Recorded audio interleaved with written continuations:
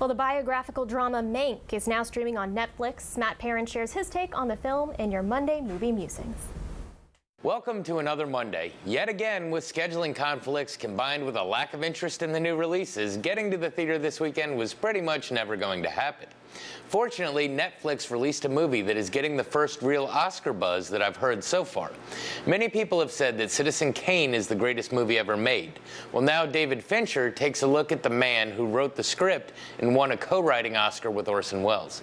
So without any further ado, let's take a look at what inspires one of the all-time classics in the Netflix biopic, Mank. Our movie begins with Herman Mankiewicz, played by Gary Oldman, a former drama critic and playwright who has moved to Hollywood to become a screenwriter. He's involved in a car wreck that breaks his leg, and while on the mend, he is approached by Orson Welles to collaborate on a new movie about a media tycoon. Mank, as he was referred to, heads to an isolated ranch in the desert to write the screenplay where he's supposedly out of the reach of distractions such as family and alcohol. Much like Citizen Kane itself, the movie is told through a series of flashbacks showing you how Mank, a known alcoholic, came to work for MGM under Mayer himself. It also shows him becoming a member in the close social circle of William Randolph Hearst. To Hearst, Mank is entertaining in a court jester sort of way. We see them getting along, and Mank has a close platonic relationship with Hearst's partner, actress Marion Davies, played by Amanda Seyfried. As we see through these flashbacks, Mank starts to question the reach of Hearst and Mayer's power, and ultimately the friendships are torn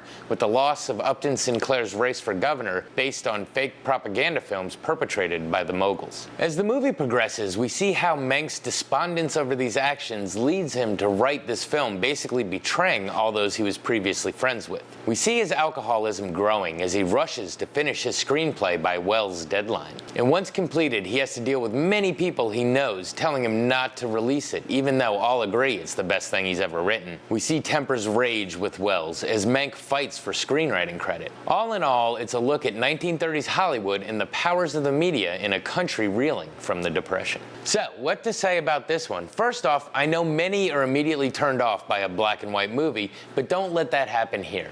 Even the black and white is shot with a sharpness that is indicative of the tone itself. There are subtle nuances that Fincher pulls off in his shots that really draw you in, from the film being portrayed the same way as Citizen Kane, to very obviously reflected shot comparisons, and even the cool little nod to film in adding the cigarette burn circles in the upper right-hand corner every time the film is about to dissolve. Even though the movie shows what happened all those decades ago, it holds relevance today, with media giants buying each other out and fighting for the top grosses, not to mention political scandals. It shows how real life becomes art.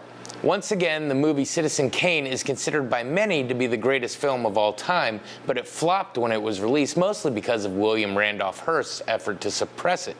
Of course, the acting is impeccable. I mean, if I sat here and told you that Gary Oldman was terrible in this, would any of y'all believe me?